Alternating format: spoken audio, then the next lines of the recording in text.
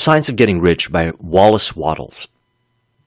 If you ever watched the movie The Secret, or you've read the book, you'll know that Rhonda Byrne refers to a certain book that changed her life. And it's this book right here, The Science of Getting Rich. Chapter 11. Acting in a Certain Way. Thought is the creative power, or the impelling force which causes the creative power to act. Thinking in a certain way will bring riches to you, but you must not rely upon thought alone, paying no attention to personal action. That is the rock upon which many otherwise scientific metaphysical thinkers meet shipwreck, the failure to connect thought with personal action. We have not yet reached the stage of development, even supposing such a stage to be possible, in which man can create directly from formless substance without nature's processes or the work of human hands. Man must not only think, but his personal action must supplement his thought. By thought, you can cause the gold in the hearts of the mountains to be impelled toward you, but it will not mine itself, refine itself, coin itself into double eagles, and come rolling along the roads seeking its way into your pocket. Under the impelling power of the Supreme Spirit, man's affairs will be so ordered that someone will be led to mine the gold for you. Other men's business transactions will be so directed that the gold will be brought toward you, and you must so arrange your own business affairs that you may be able to receive it when it comes to you.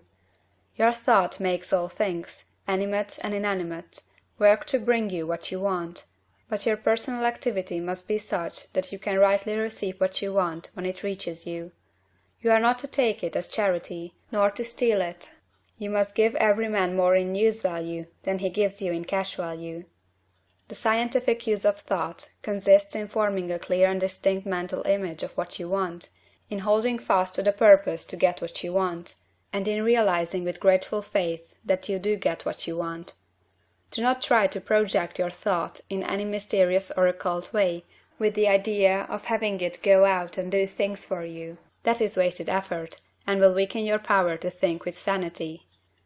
The action of thought in getting rich is fully explained in the preceding chapters.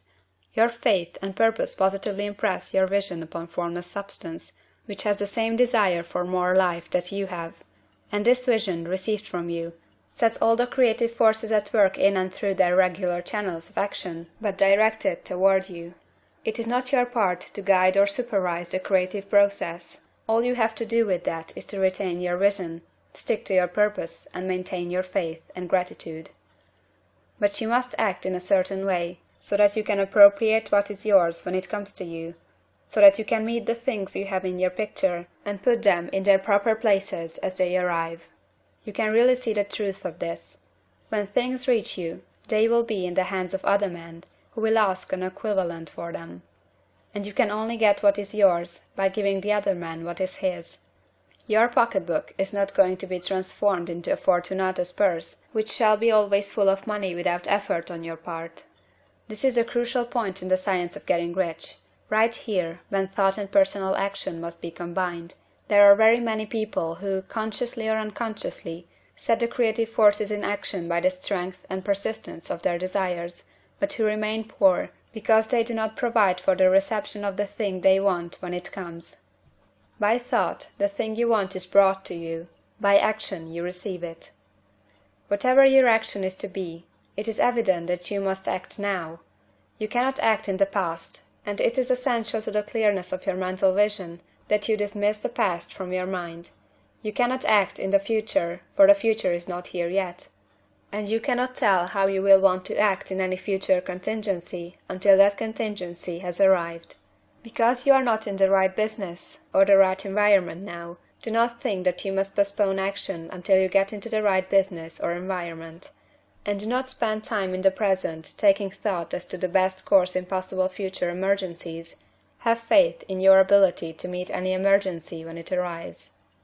If you act in the present with your mind on the future, your present action will be with a divided mind and will not be effective. Put your whole mind into present action. Do not give your creative impulse to original substance, and then sit down and wait for results. If you do, you will never get them. Act now. There is never any time but now, and there never will be any time but now. If you are ever to begin to make ready for the reception of what you want, you must begin now.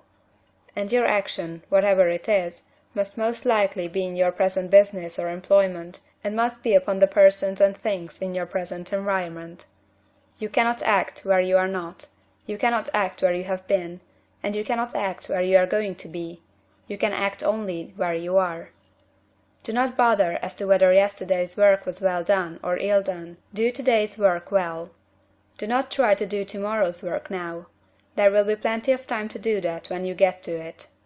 Do not try, by occult or mystical means, to act on people or things that are out of your reach. Do not wait for a change of environment before you act. Get a change of environment by action. You can so act upon the environment in which you are now as to cause yourself to be transferred to a better environment. Hold with faith and purpose the vision of yourself in the better environment, but act upon your present environment with all your heart, and with all your strength, and with all your mind. Do not spend any time in day dreaming or castle building. Hold to the one vision of what you want, and act now. Do not cast about seeking some new thing to do, or some strange, unusual, or remarkable action to perform as a first step toward getting rich. It is probable that your actions, at least for some time to come, will be those you have been performing for some time past. But you are to begin now to perform these actions in a certain way, which will surely make you rich. If you are engaged in some business, and feel that it is not the right one for you, do not wait until you get into the right business before you begin to act. Do not feel discouraged, or sit down and lament because you are misplaced. No man was ever so misplaced but that he could not find the right place, and no man ever became so involved in the wrong business but that he could get into the right business. Hold the vision of yourself in the right business, with the purpose to get into it, and the faith that you will get into it, and are getting into it. But act in your present business. Use your present business as the means of getting a better one, and use your present environment as the means of getting into a better one. Your vision of the right business, if held with faith and purpose, will cause the Supreme to move the right business toward you, and your action, if performed in the certain way, will cause you to move toward the business. If you are an employee, or wage earner, and feel that you must change places in order to get what you want, do not project your thought into space and rely upon it to get you another job. It will probably fail to do so. Hold the vision of yourself in the job you want, while you act with faith and purpose on the job you have, and you will certainly get the job you want. Your vision and faith will set the creative force in motion to bring it toward you, and your action will cause the forces in your own environment to move you toward the place you want. In closing this chapter, we will add another statement to our syllabus. There is a thinking stuff from which all things are made, and which, in its original state, permeates, penetrates, and fills the interspaces of the universe. A thought, in this substance, produces the thing that is imaged by the thought. Man can form things in his thought, and, by impressing his thought upon formless substance, can cause the thing he thinks about to be created. In order to do this, man must pass from the competitive to the creative mind. He must form a clear mental picture of the thing he wants, and hold this picture in his thoughts, with the fixed purpose to get what he wants, and the unwavering faith that he does get what he wants, closing his mind to all that may tend to shake his purpose, dim his vision, or quench his faith. That he may receive what he wants when it comes, man must act now upon the people and things in his present environment. End of Chapter 11. Chapter 12. Efficient Action. You must use your thought as directed in previous chapters, and begin to do what you can do where you are, and you must do all that you can do where you are.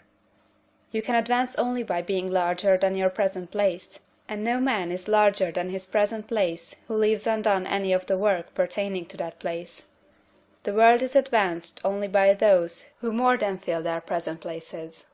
If no man quite filled his present place, you can see that there must be a going backward in everything. Those who do not quite fill their places are dead weight upon society, government, commerce, and industry. They must be carried along by others at a great expense. The progress of the world is retarded only by those who do not fill the places they are holding. They belong to a former age and a lower stage or plane of life, and their tendency is toward degeneration.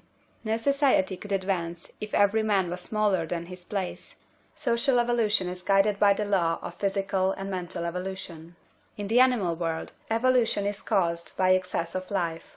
When an organism has more life than can be expressed in the functions of its own plane, it develops the organs of a higher plane, and a new species is originated. There never would have been new species had there not been organisms which more than filled their places. The law is exactly the same for you.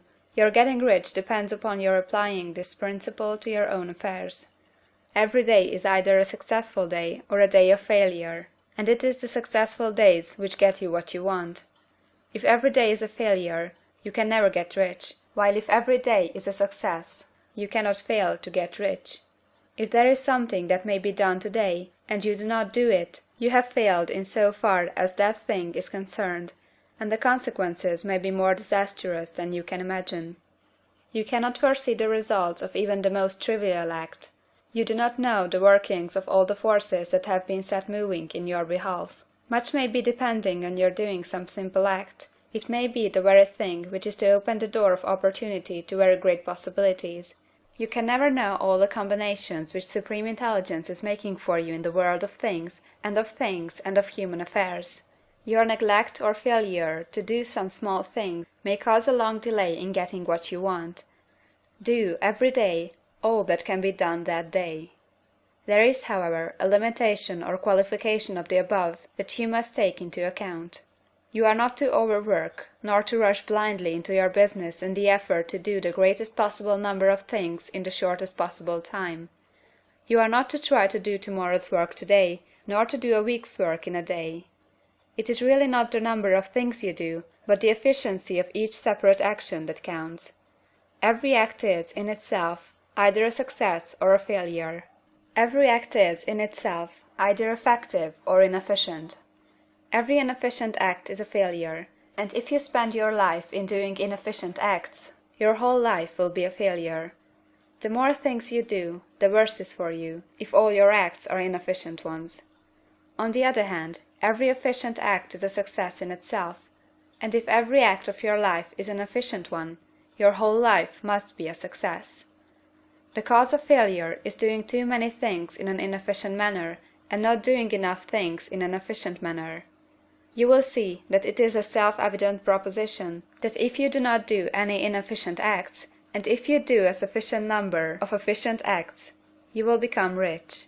If now it is possible for you to make each act an efficient one, you see again that the getting of riches is reduced to an exact science like mathematics.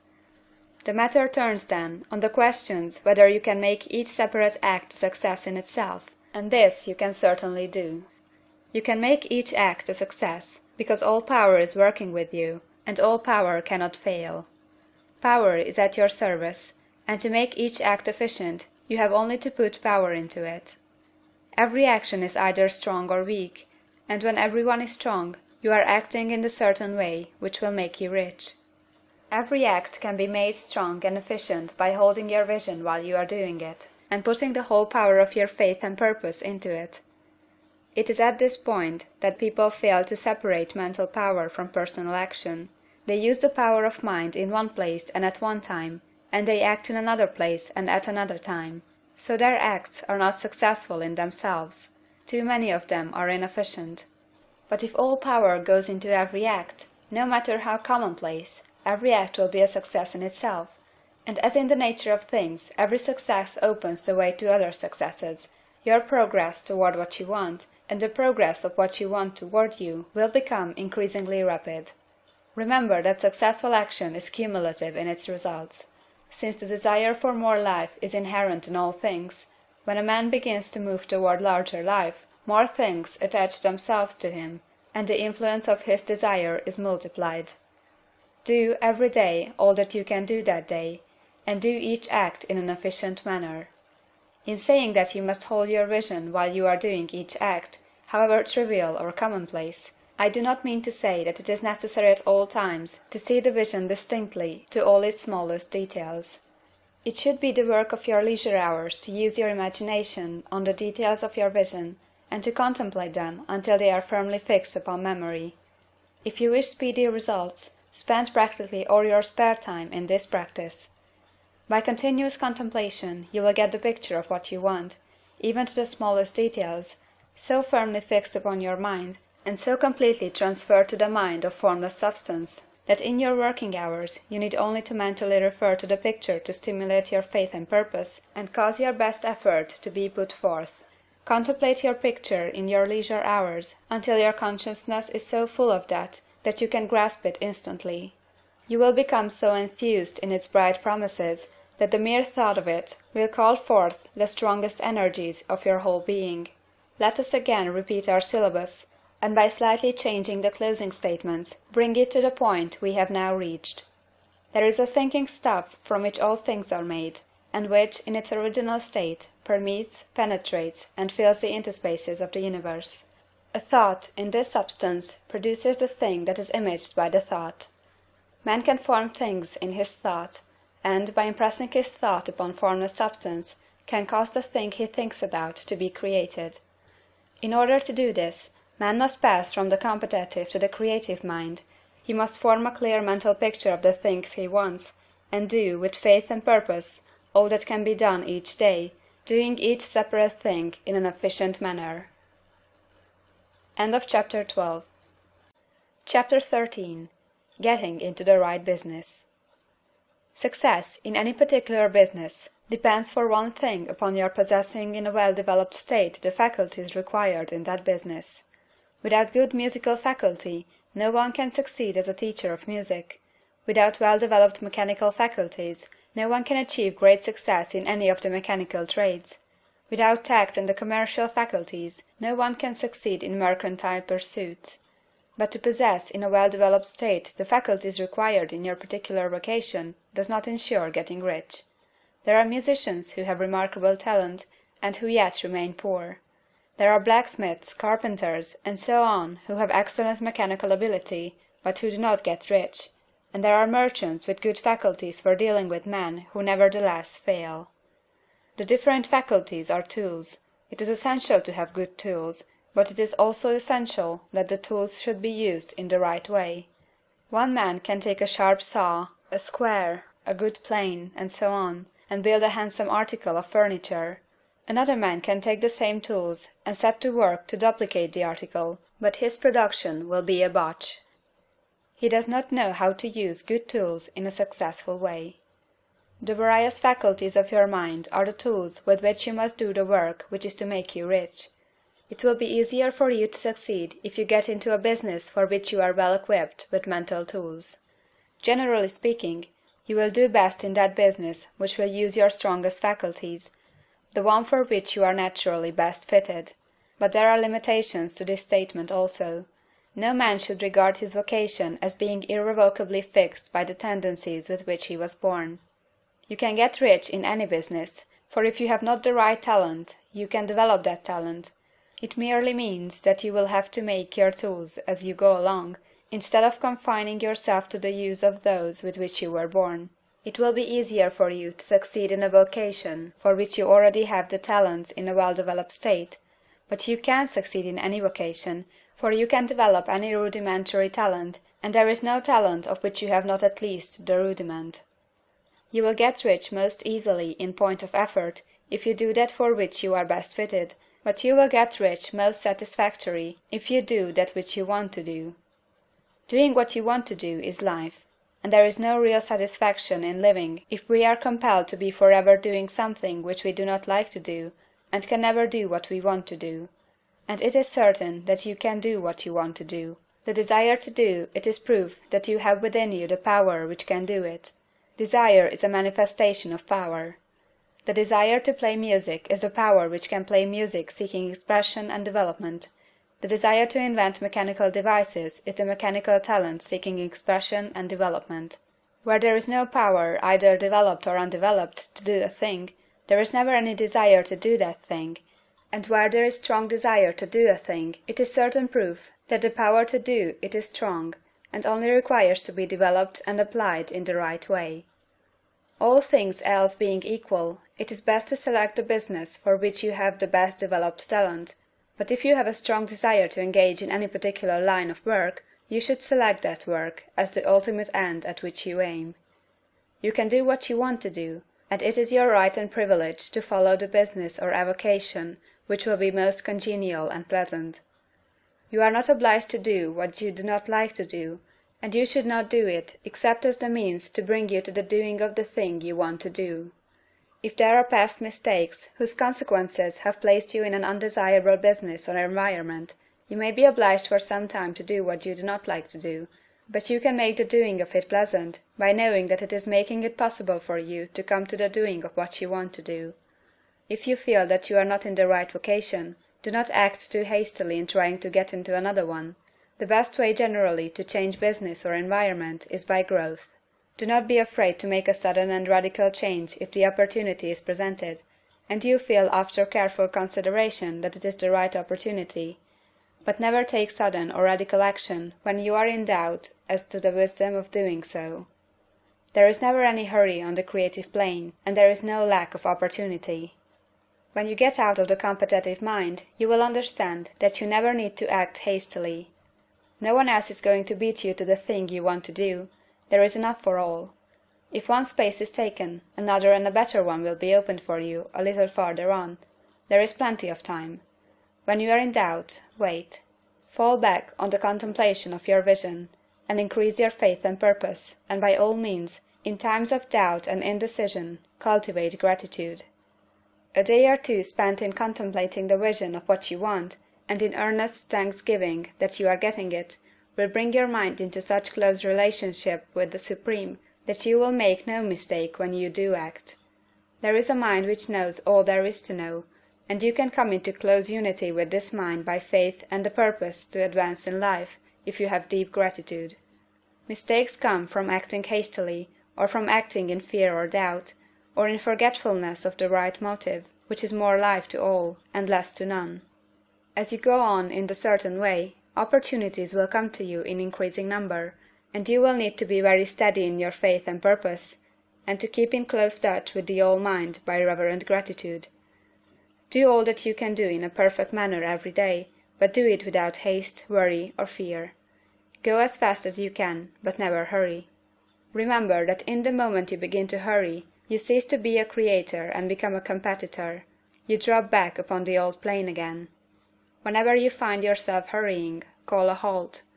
Fix your attention on the mental image of the thing you want, and begin to give thanks that you are getting it. The exercise of gratitude will never fail to strengthen your faith and renew your purpose. End of chapter 13.